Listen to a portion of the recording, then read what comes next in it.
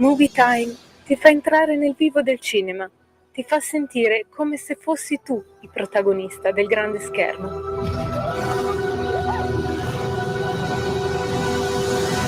Ogni sabato dalle ore 16.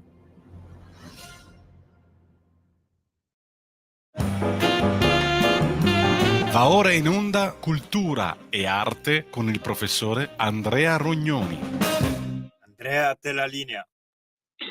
Grazie Andrea, siamo alla sabato 5 ottobre e siamo anche alla vigilia esatta dei 100 anni della RAI, della radio, di cui abbiamo già in parte parlato. Oggi faremo un altro bicchierino, berremo un altro bicchierino di brindisi a favore della radio, perché è il sistema di comunicazione più bello dell'universo, probabilmente usato anche, a quanto pare, a quanto dicono certi astronomi, da altri esseri viventi che sono lontanissimi da noi e dai quali arrivano appunto delle onde radio.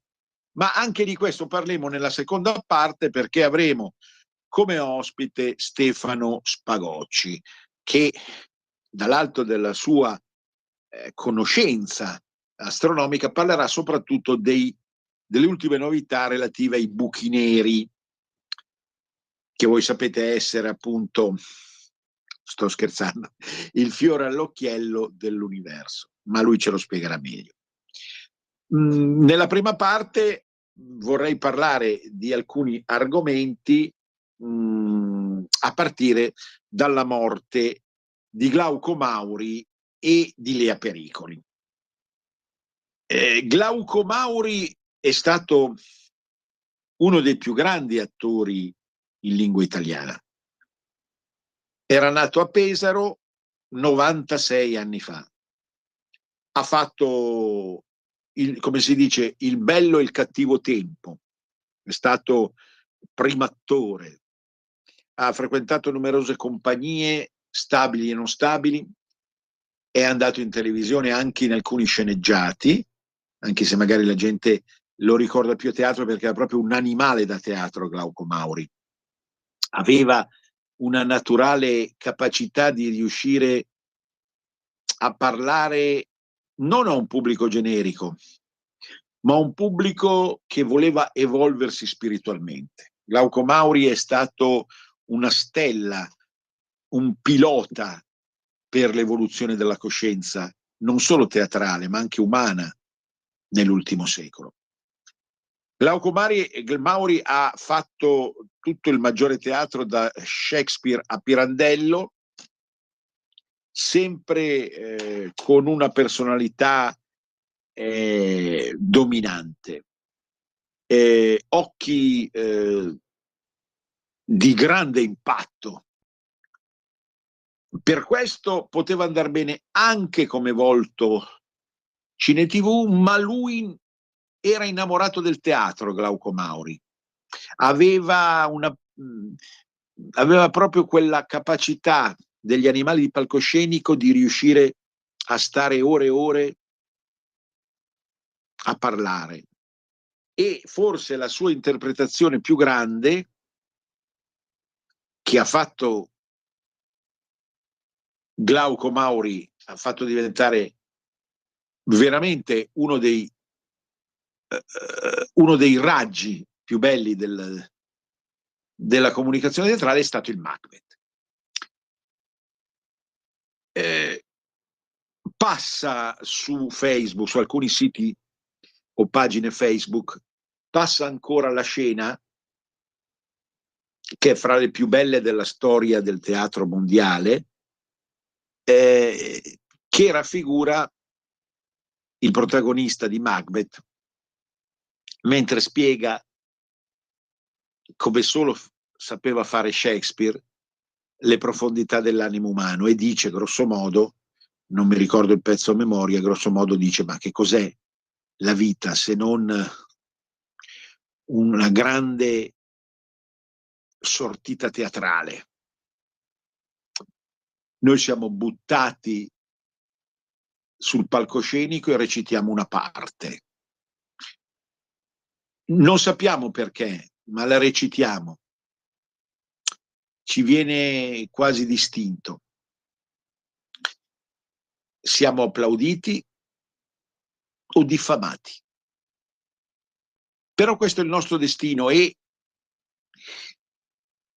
tutto finisce, perché al di fuori del palcoscenico c'è la morte, c'è l'oblio, la dimenticanza. Questo vale per tutti noi, qualsiasi lavoro facciamo, naturalmente. O meglio ancora, precisa in quella scena Shakespeare e Glauco Mauri recita da Dio, è come un ubriaco la vita, che va a tastoni a destra e a sinistra e non sa che cosa raccoglie. Penso che passando il tempo sono sempre più dalla parte di Shakespeare e dalla parte di quello che probabilmente pensava lo stesso Glauco Mauri, al quale ha fatto bene il teatro perché ha vissuto molto e fino all'ultimo ha recitato, un po' come Gianrico Tedeschi, anche se i due personaggi erano completamente diversi, come gusto, temperamento, come Albertazzi anche. Il teatro italiano è stato tra i più grandi teatri del mondo e noi ce ne stiamo dimenticando e noi non onoriamo questi grandi attori, non vengono più date repliche in televisione,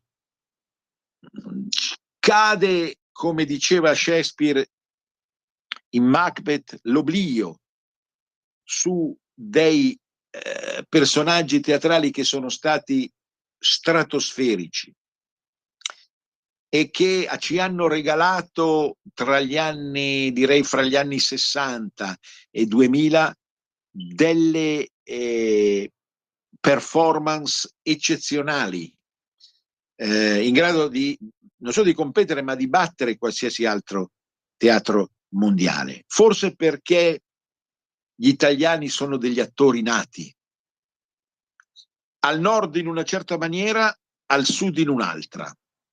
Su questa tematica dell'attore oggi ritorniamo parlando di Jimmy Carter, tra poco.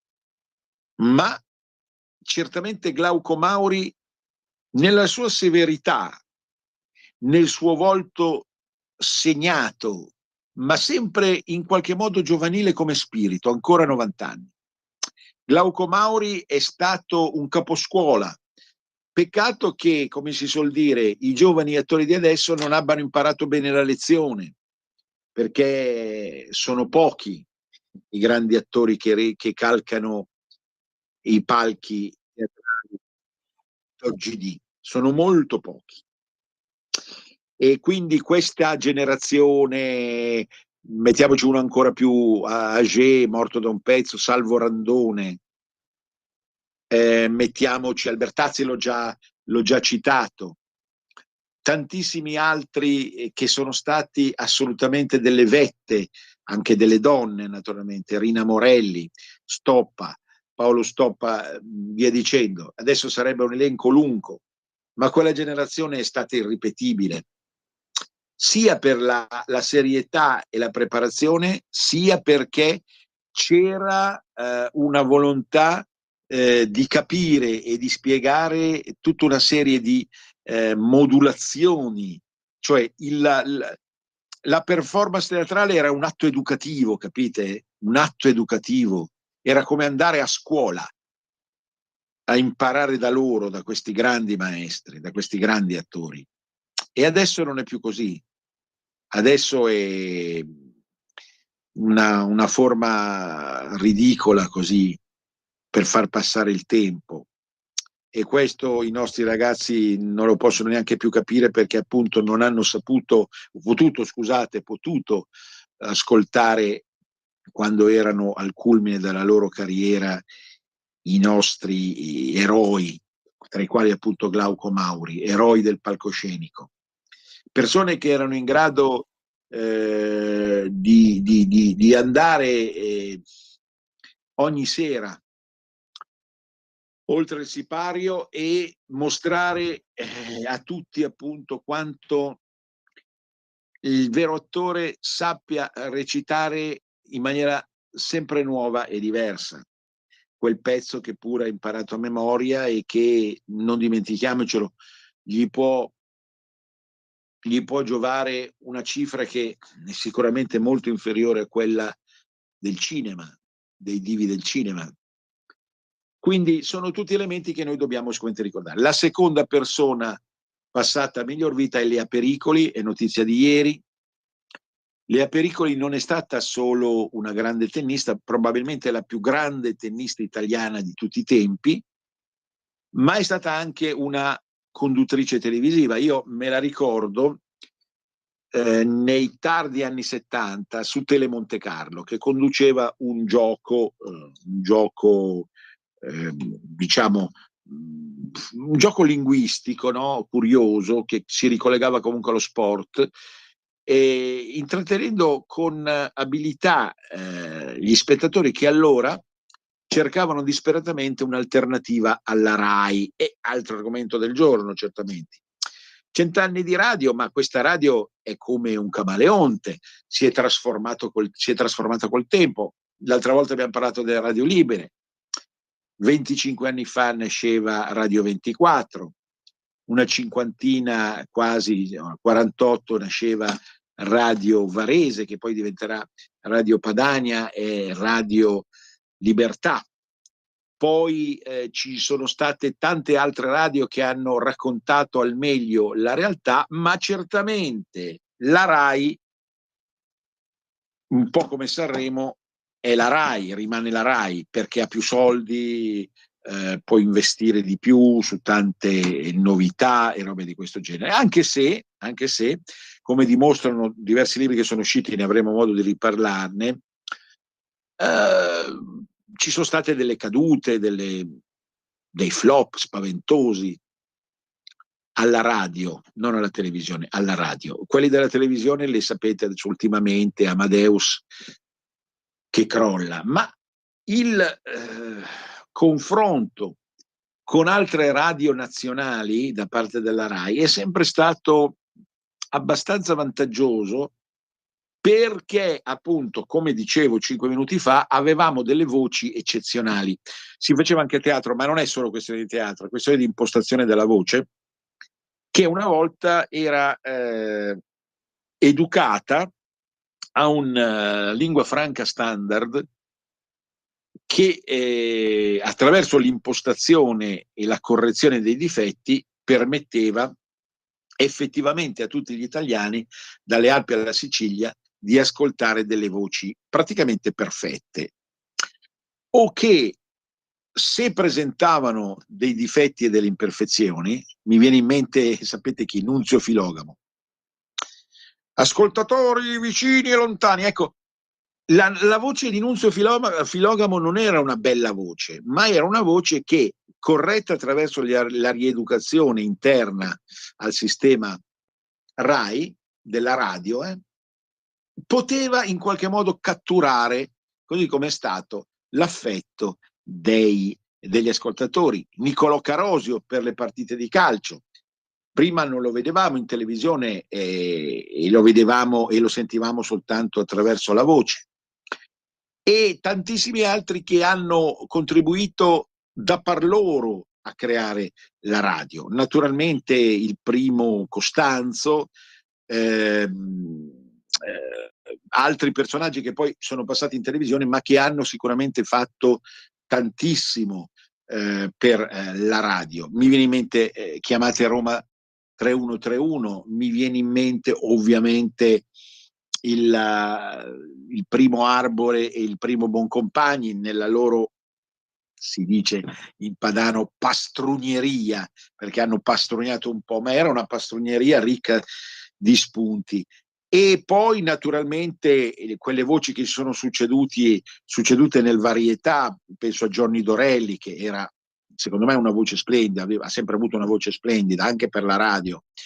poi sostituiti vie più da altri personaggi che sono avanzati nel tempo e che hanno creato questa fortuna. Ma ritornando a Lea Pericoli, era una donna anche di un fascino notevole, che lei maliziosamente mostrava attraverso le famose gonnelline giocando a tennis. Perché noi siamo cresciuti, noi Auger, siamo cresciuti con l'idea che il tennis non è uno sport qualsiasi, è per questo che ne parlo oggi. Non è il calcio, il ciclismo o quello dove si suda troppo. È uno sport che mette in mostra l'eleganza, la bellezza, sia dei movimenti che nella capacità di rispondere all'avversario sempre con gentilezza. E Lea Pericoli ha incarnato al femminile questa cosa in maniera straordinaria. Lo ha detto ieri proprio il suo grande amico fraterno, l'amico diletto, di letto, non spaventatevi, non di pausa spazio letto, amico di letto, perché lui dice di non avere mai intrattenuto nessun rapporto amoroso, anche se sappiamo che Pietrangelo è stato un vero playboy e non facciamo nomi delle vittime. Però sicuramente Pietrangeli ha detto, ha fatto capire ieri, Pietrangeli viaggia verso i 92 anni, ha fatto capire Lea, se non ci fosse stata bisognava inventarla, perché lei era una forza della natura, sia come bellezza, sia come bravura, anche come conduttrice. Ha fatto anche delle trasmissioni Rai, ha dimostrato sempre di sapere intrattenere il pubblico. Ecco perché ne parliamo in una trasmissione culturale. Ma adesso arriviamo a Jimmy Carter. Jimmy Carter ha compiuto 100 anni. Sapete perché era diventato famoso Jimmy Carter? Guardate, noi abbiamo l'idea dei politici come delle persone, cioè ci siamo formati noi da ragazzi, l'idea di persone serie, ma i politici non sono mai state persone serie. Secondo me hanno un po' giocato con la vita. Pensiamo ai Kennedy, che andavano assieme, John Fitzgerald e Robert, dopo aver esercitato dell'ottima politica, andavano assieme ad esaltare, usiamo questa perifrasi, ad esaltare i sensi di Marilyn Monroe. E poi tanti altri, perché dopo Carter c'è stato Reagan, il pistolero, dopo Reagan c'è stato la generazione dei personaggi che hanno condotto l'America contro il mondo arabo, ma un tocco di nonchalance c'è sempre stato. E Jimmy Carter è diventato famoso, vi stavo dicendo, perché disse una volta in una famosa intervista: cosa ci volete fare? A me piace da morire la F puntini puntini. Non ne posso fare a meno. Sì, voi direte naturalmente, ma ai tempi di Carter, che poi era democratico, naturalmente non è questione di opzioni politiche, ai tempi di Carter cioè il lavoro, il mestiere di politico veniva fatto in maniera molto più circostanziata e profonda di adesso.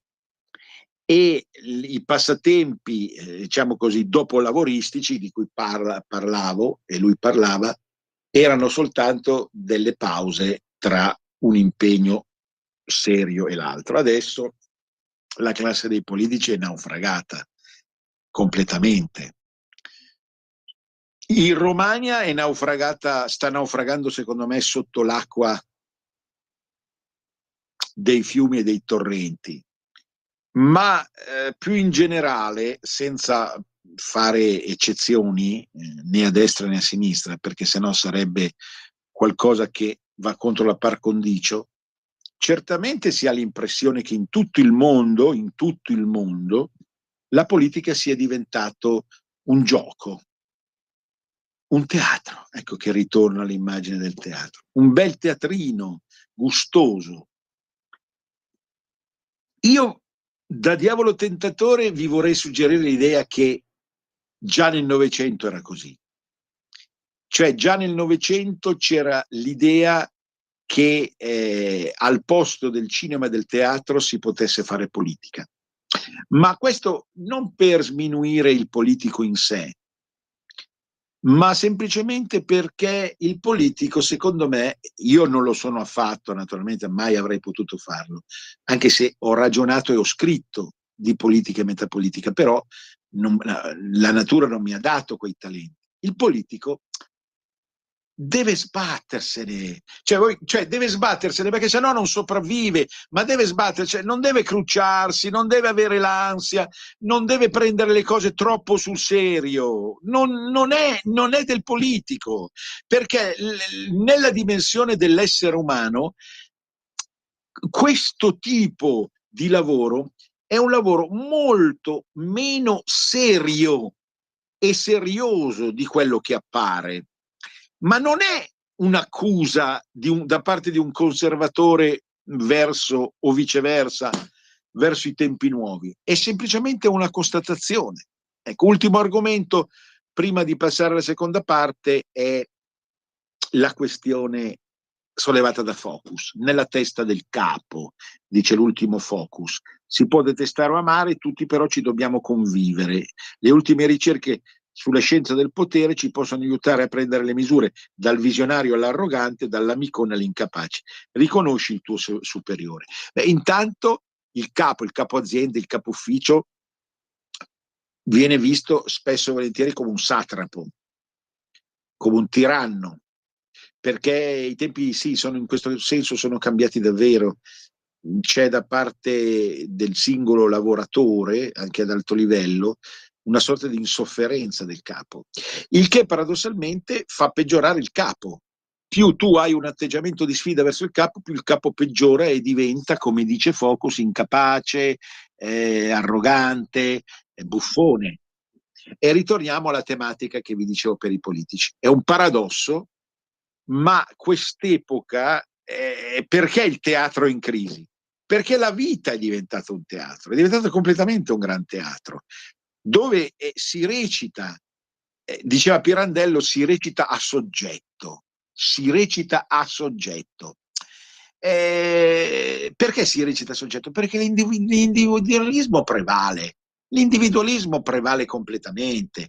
Ma perché devo seguire quello che mi dice il capo? Io faccio quel C puntini puntini, avevamo partito dalla F, la F puntini puntini di carta, adesso c'è quel C puntini puntini che mi pare e mi fermo qui. Adesso c'è il break, a dopo Cospagocci. A dopo. Un nuovo modo per sostenere la tua radio. Visita radiolibertà.net. Ti basta un click e potrai versare il tuo contributo volontario direttamente online. Potrai donare con ogni tipo di carta di credito, anche prepagata. Ti aspettiamo online su radiolibertà.net. Sostieni la tua radio con il tuo contributo volontario. Radio Libertà. La tua radio. Diamo voce alla nostra gente.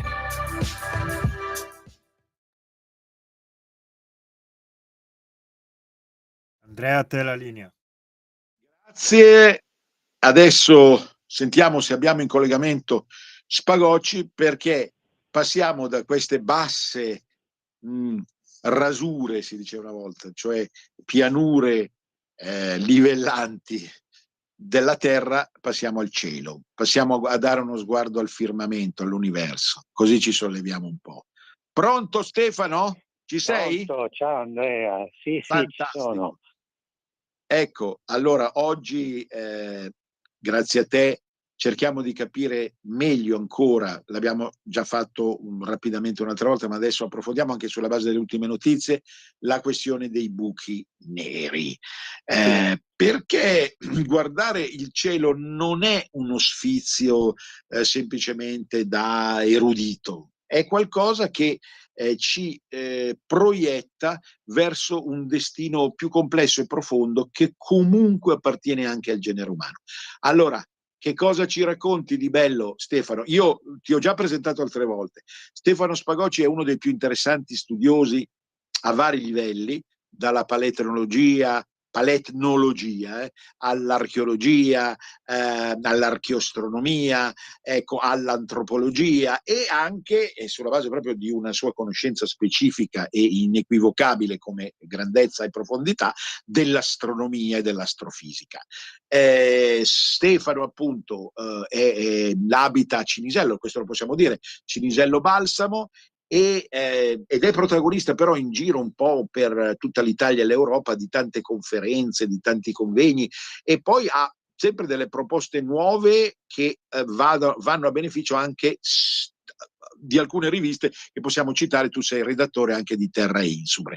Allora, Sì. che cosa ci dici di così sublime? No? Siamo partiti dalla F e dal C, scusa, F puntino C puntino nella prima parte, adesso ci vogliamo un po' elevare. A te la parola, Stefano. Grazie Andrea. Dunque, i buchi neri, prima di tutto mi consentirete una brevissima introduzione appunto all'argomento. Allora, per capire cosa sia un buco nero bisogna considerare quello che è una stella. Una stella è una gigantesca palla di gas, una palla di gas prevalentemente idrogeno, che è il gas più semplice, che per reciproca attrazione gravitazionale tenderebbe a comprimersi senza fine. Solo che a un certo punto, quando nasce una stella, si innescano delle reazioni nucleari. Quindi da un lato le reazioni nucleari farebbero esplodere la stella, dall'altro invece la gravità la farebbe contrarre fino a ridursi a dimensioni minuscole. Le due forze si fanno equilibrio nel corso della vita di una stella e ne risultano appunto corpi come il nostro Sole, la cui energia ci riscalda e in realtà permette la vita. Quando però si esauriscono queste reazioni nucleari, si esaurisce per così dire il combustibile per queste reazioni nucleari, in stelle più grandi del nostro Sole, mettiamo stelle che abbiano una massa equivalente a 10 soli o più, quello che succede è che gli strati più esterni appunto della stella vengono, danno luogo ad una gigantesca esplosione appunto che è la famosa supernova. Invece gli strati più interni si comprimono senza fine, e quindi man mano che questa palla di gas, che appunto sarebbero gli strati più interni di questa stella che è morta, si comprime, aumenta quella che si chiama la velocità di fuga dalla stella stessa. Cos'è la velocità di fuga? È la velocità che è necessario dare a un corpo per fuggire dall'attrazione gravitazionale di un altro corpo. Per esempio, dalla nostra Terra un razzo, un'astronave, per non ricadere sulla Terra deve avere una velocità maggiore di 11 km al secondo. Allora, dandole una velocità superiore appunto di 11 km al secondo, l'astronave riesce a sfuggire all'attrazione gravitazionale della Terra.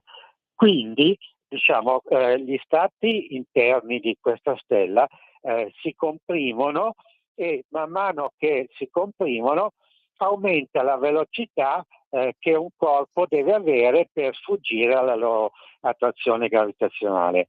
Quando si arriva a una dimensione tale per cui la velocità di fuga sia maggiore della velocità della luce, a questo punto nulla può sfuggire da quel corpo, perché nulla nell'universo, come ci ha insegnato Einstein, può superare la velocità della luce.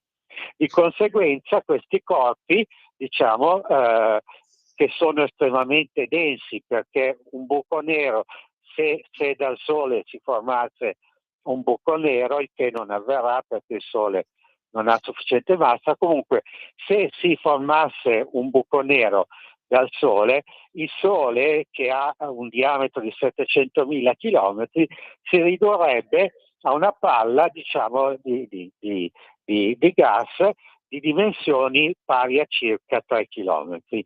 Quindi i buchi neri sono corpi tali per cui dalla loro superficie non può fuggire nulla, neanche la luce, di conseguenza appunto diventano neri.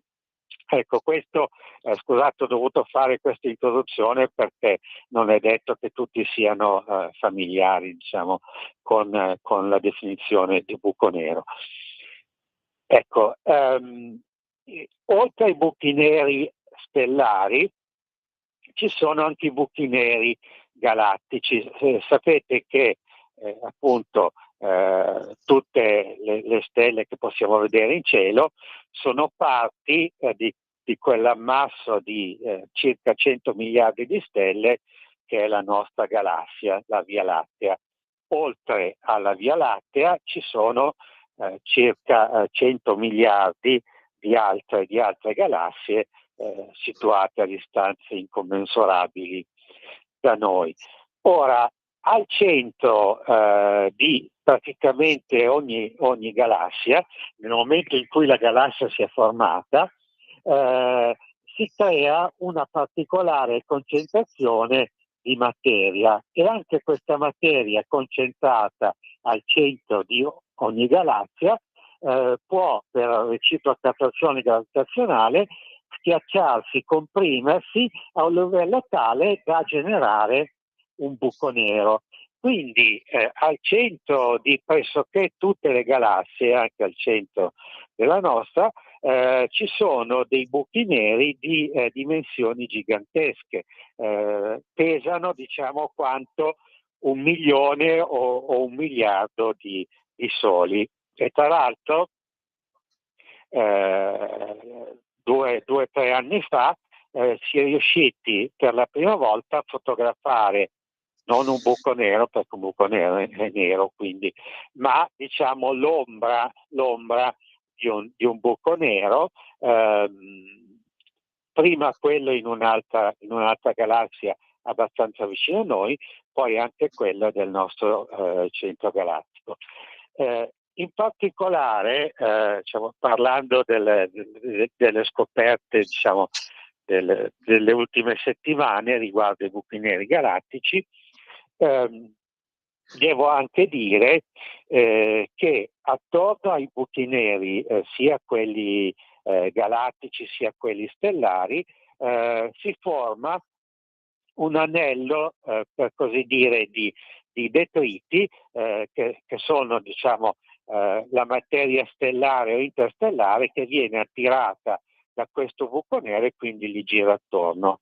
Questa materia poi, interagendo con i campi magnetici che ogni buco nero si porta dietro, viene a un certo punto fiondata via a velocità diciamo tra l'altro molto vicina a quella della luce, e quindi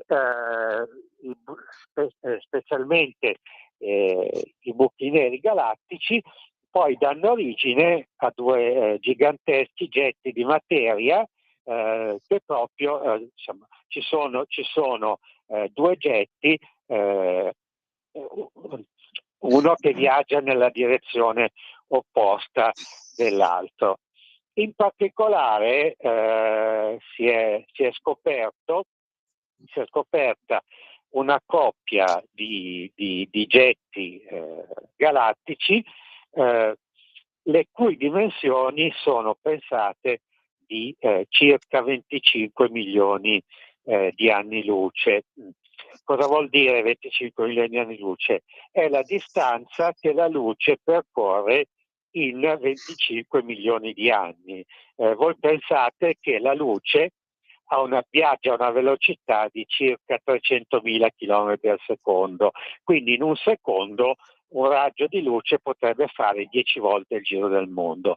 Considerate che in un anno ci sono 30 milioni di secondi, ma considerate anche che questi getti hanno un'estensione di 25 milioni di anni luce, quindi è una distanza semplicemente incommensurabile, e questi getti appunto viaggiando a una velocità quasi pari a quella della luce sono rimasti ben collimati, perché li si vede proprio come sembrano due raggi laser sparati, diciamo, da due lati opposti del buco nero galattico che li ha originati, e questi getti appunto si sono mantenuti così coerenti per almeno 25 milioni di anni, da quando appunto sono stati espulsi dal buco nero galattico in questione. Senti, l'ho fatta un po' lunga, ma non no, potevo ci non... mancherebbe, sei stato chiarissimo. Io non so se sarà 25 milioni di anni ci sarà ancora Radio Libertà, però di fronte a questi numeri noi rimaniamo allibiti. Perché tu mi dicevi, tra l'altro, che sei un po', sulla base dei tuoi profondissimi studi, sei un po' scettico rispetto a delle nuove teorie che avanzano in generale, partendo anche dai buchi neri o dalle onde gravitazionali, e che ritengono che il modello, diciamo, Big Bang o altri modelli classici non vadano più, cioè non siano più compatibili con le nuove ricerche. Tu mi dicevi, Stefano, che sei rimasto un po' sul modello tradizionale, o sbaglio? Spiegaci, perché siamo veramente a uno stato larvale noi in materia astronomica. Conosciamo più l'astrologia, ma l'astronomia ci è un po' difettosa. A te la parola ancora, Stefano, scusa. Sì. Allora, come saprete, appunto, il Big Bang, ammesso appunto che sia avvenuto, ma io penso di sì, perché ci sono straordinarie prove, insomma, che lo scenario del Big Bang descriva quella che è stata la realtà dell'universo alla sua nascita. Diciamo, dovrebbe essere quella gigantesca esplosione, mettendo il termine esplosione tra molte virgolette, ma adesso non abbiamo tempo di approfondire, che diede origine o avrebbe dato origine al nostro universo. Quali sono le prove del Big Bang? Sono essenzialmente due. Prima di tutto l'espansione delle galassie, perché sappiamo dal 1929 che tranne le galassie più vicine a noi, tutte le altre galassie si allontanano da noi a una velocità tanto più elevata quanto più sono da noi lontane. Di conseguenza, ovviamente, se tutte le galassie sembrano, per usare un termine un po' grossolano, ma per intenderci, se tutte le galassie sembrano essere state sparate via, per così dire, da una esplosione, ciò significa che, diciamo, proiettando all'indietro metaforicamente il film dell'espansione delle galassie, arriveremo a un certo istante, che si calcola essere appunto 13,8 miliardi di anni fa, in cui tutta la materia dell'universo era concentrata in uno spazio minuscolo, in teoria in un punto di dimensioni zero. Diciamo, se qualcuno ha sentito parlare della lunghezza di Planck, comunque si tratterebbe di un raggio infinitesimo. E la seconda prova che si ha del Big Bang è la radiazione cosmica di fondo. Cos'è la radiazione cosmica di fondo? È una radiazione, tra l'altro, nella gamma delle microonde, proprio quelle che si usano per il famoso forno, diciamo, che quasi tutti noi abbiamo adesso in casa. Quindi è questa radiazione microonde che permea tutto l'universo, in particolare se qualcuno di voi, diciamo, i più anziani o anche quelli che hanno, diciamo, la mia età, ricorderanno i vecchi televisori in bianco e nero e comunque non digitali, in cui quando cessavano le trasmissioni si vedeva come quello sfarfallio di punti. Ecco, oppure anche oggi, diciamo, sintonizzando la radio, diciamo, su una frequenza nella quale non trasmette alcun canale, si sente questo fischio, questo rumore. Ecco, circa il 10% di questo rumore di fondo, diciamo, appartiene alla radiazione cosmica di fondo. La radiazione cosmica di fondo praticamente è la luce del Big Bang, cioè diciamo, come ogni brava esplosione, anche se diciamo, uso il termine esplosione per intenderci, il Big Bang generò, diciamo, un gigantesco bagliore di luce, che poi adesso noi continuiamo a ricevere come diciamo microonde, e anche questa radiazione, la presenza di questa radiazione si può spiegare solo ammettendo che il Big Bang sia avvenuto. Allora, cos'è però che non quadra, diciamo, o che quadra solo approssimativamente? È il fatto che, diciamo, l'età dell'universo e anche la sua composizione energetica, perché sapete che diciamo, la materia ordinaria nell'universo è solo il 5%, per il resto si ha della materia oscura, quindi materia che non possiamo vedere neanche con i nostri telescopi, che però esercita un'attrazione gravitazionale non indifferente, e la famosa energia oscura. Vabbè, adesso non possiamo approfondire. Quindi l'età dell'universo e la composizione energetica dell'universo si possono dedurre sia dall'espansione delle galassie, quindi la famosa legge di Hubble, o dallo studio della radiazione cosmica di fondo. Le cifre che si ottengono con questi due diversi approcci sono leggermente diverse per un 10%. Probabilmente la causa di questa discrepanza però non si ha ancora una spiegazione.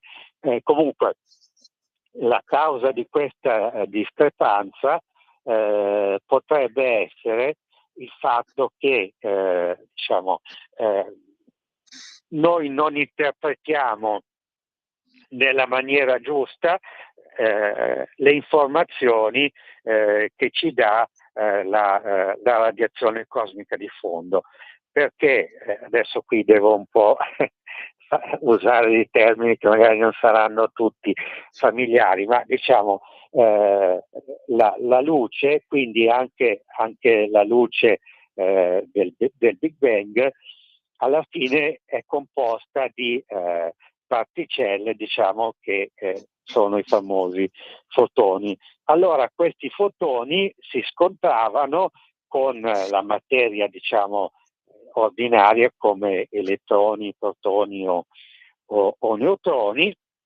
e quindi l'interpretazione della radiazione cosmica di fondo implica che diciamo